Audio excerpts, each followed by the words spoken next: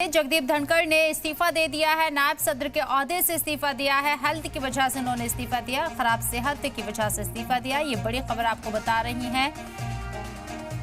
नायब सदर के ओहदे से इस्तीफा दिया है जगदीप धनखड़ साहब ने। हेल्थ की वजह से इस्तीफा दिया है, खराब सेहत की वजह से इस्तीफा दिया। वजह ये बताई जा रही है।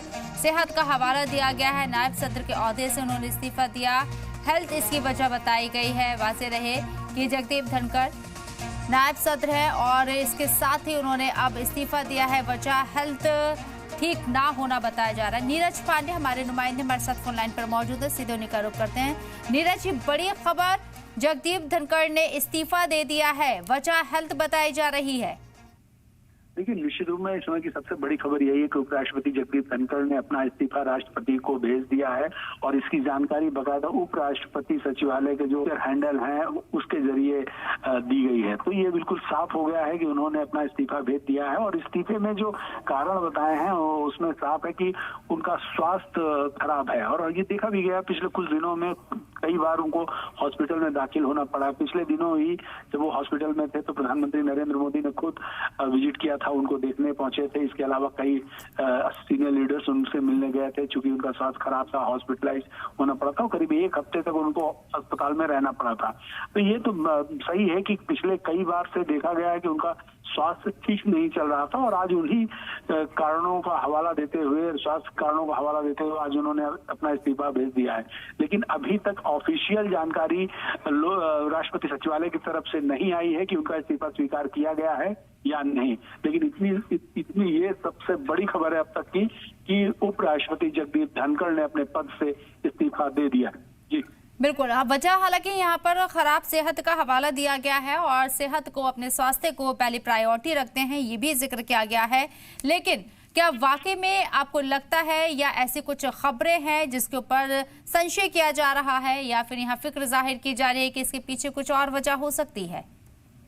देखिए, वजह बहुत सारी हो सकती है, लेकिन फिलहाल जब उपराष्ट्रपति जैसे पद पर बैठे व्यक्ति ने खुद ही इस बात का खुलासा किया कि उनका स्वास्थ्य सही नहीं है, इस वजह से वो अपने पद से इस्तीफा दे रहे हैं, तो उसके बाद मुझे लगता नहीं कि किसी अन्य वजह पर बात की जानी चाहिए। सबसे बड़ी बात यही है कि उन्होंने अपने स्वास्थ्य का हवाला देते हुए इस समय अपने पद से इस्तीफा दिया है। और उससे भी बड़ी बात यह है कि उस दिन इस्तीफा दिया जिस दिन मानसून सत्र का पहला ही दिन, आज से ही मानसून सत्र शुरू हुआ है और आज ही सुबह वो जब सत्र की शुरुआत हुई तो सत्र के दौरान उन्होंने राज्यसभा में सभी नेताओं से सत्र को चलाने की अपील की थी और उस समय मल्लिकार्जुन खड़गे और जेपी नड्डा के बीच में एक लंबी बहस भी हुई थी। तो ये अपने आप में आज का दिन, जब पहला मानसून सत्र का पहला दिन और लंबी बहस और हंगामे के बीच में पहला दिन बीता हो, उस समय उपराष्ट्रपति और राज्यसभा के सभापति के इस्तीफे की खबर आना अपने आप में चौंकाने वाला जरूर है। लेकिन बड़ी बात यही है कि उन्होंने अपने स्वास्थ्य कारणों का हवाला देते हुए इस्तीफा दिया है। जी, जैसे कि आपने इशारा भी किया कि मानसून सेशन का आज पहला दिन था और काफी यहाँ पर बहस मुबाहिसा भी हुआ, काफी तीखी यहाँ पर चर्चा भी हुई। आपको क्या लगता है, क्या पहले से ऐसा कोई इम्कान जाहिर किया जा रहा था कि उपराष्ट्रपति जगदीप धनखड़ की सेहत क्योंकि ठीक नहीं है, स्वास्थ्य उनका ठीक नहीं है, ऐसा कुछ आने वाले वक्त में हो सकता है, सडनली ये सब चीजें हुई? देखिए, स्वास्थ्य तो काफी दिनों से दिक्कत थी, उनको खराब था, इसमें कोई शक नहीं है। लेकिन ऐसी संभावना नहीं थी कि आज वो इस्तीफा दे देंगे, ऐसी कोई वजह नजर नहीं आ रही थी। लेकिन अब चूंकि आज उनका इस्तीफा हुआ है, ये सबसे बड़ा सच है कि आज उनका इस्तीफा हो चुका है और बाकायदा उनके ऑफिशियल ट्विटर हैंडल से इसकी घोषणा भी कर दी गई है। तो इसके बाद अभी बहुत सारी बातें सामने आएंगी, बहुत विपक्ष भी कुछ बातें उठाएगा, कुछ बातें बहुत सारी निकल कर भी आएंगी। लेकिन फिलहाल की बड़ी खबर यही है कि उन्होंने अपना इस्तीफा राष्ट्रपति द्रौपदी मुर्मू को भेज दिया है। जी बिल्कुल, जिस तरीके से उन्होंने इस्तीफा दिया है, तत्काल प्रभाव से ये उन्होंने इस्तीफा दिया। हालांकि अभी इसे ऑफिशियली तौर पर एक्सेप्ट नहीं किया गया, जैसे कि आप बता रहे हैं। साथ ही साथ उन्होंने जिस तरीके से शुक्रिया अदा किया वजीर आजम नरेंद्र मोदी का और दीगर मेंबरान का, पार्लियामेंट की जो भी कार्रवाई चलती है सदन की, उसमें उन्होंने जिस तरीके से अपनी पार्टिसिपेंट किया, अपनी भागीदारी दिखाए, उनके पूरे कार्यकाल को देखें तो कैसे हम देखें, कई बार उनको मुखालिफत का भी सामना करना पड़ा। देखिए, उन्होंने इस्तीफा दिया, निश्चित रूप में उनका अगर कार्यकाल देखें तो बहुत कई बार ऐसा हुआ है कि सदन के अंदर विपक्ष के नेताओं के साथ तो उनकी बहुत लंबी हॉट टॉक हुई और कई बार उन्होंने नाराजगी भी व्यक्त की, लेकिन इन सब के बीच वो हमेशा सदन के अंदर खुश मिजाज रहते थे और हंसने बोलने और सबको सबसे अच्छे से बात करने में उनका भरोसा रहता था। वो विपक्ष के नेताओं के साथ भी उनके संबंध बहुत अच्छे थे।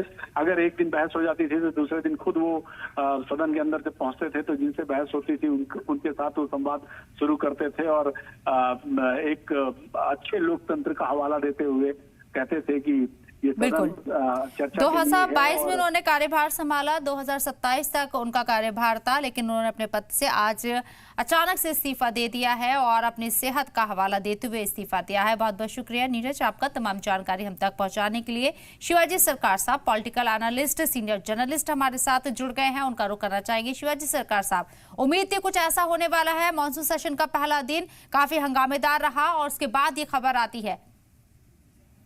जी हाँ, धनखड़ साहब का अचानक रेजिग्नेशन इसके राजनीतिक पूरे माहौल में हलचल तो पैदा करती है, क्योंकि अभी उनका टर्म है काफी लंबा ही है और इसको देखते हुए कोई ये नहीं सोच रहा था कि वो उस तरह का कोई उनका अचानक वो रेजिग्नेशन देंगे या उनका कोई बदलाव होने की बात है। तो वो अचानक उन्होंने जो रेजिग्नेशन दिया है, उसके लिए ये भी कहा जा रहा है कि उनके ही जो बीजेपी के कुछ नेता थे, उनके कुछ जो वक्तव्य सदन में दिया है उससे वो बहुत आहत हो गए और उसके बाद उन्होंने ये कदम उठाया और उन्होंने अब ये जरूर है कि स्वास्थ्य का हवाला देते हुए राष्ट्रपति को पत्र लिखा है।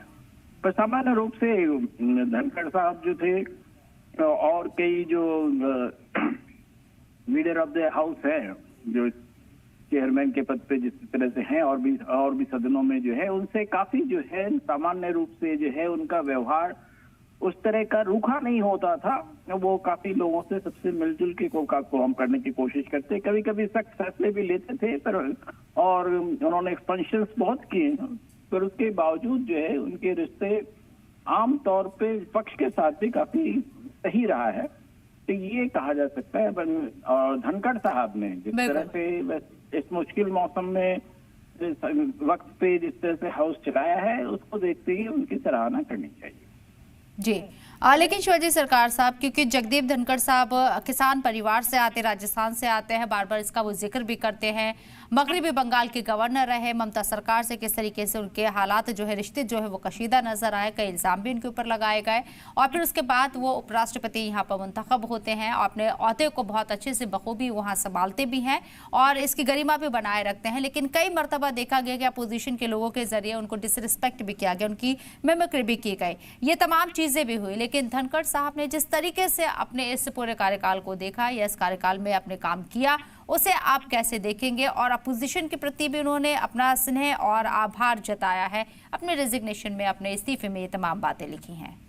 देखिए, एक चीज में बंगाल के जब गवर्नर थे, उनके जो राजनीतिक रिश्ते थे ममता जी से बहुत अच्छे नहीं रहे और दोनों के तरफ से तीखी नोकझोंक होती रही है और वो सारे राजनीतिक बयान थे। पर जब उनका चुनाव का वक्त आया तो ममता जी और उनके जब व्यक्तिगत रिश्ते हैं वो वहां पे दिखाई पड़ता है।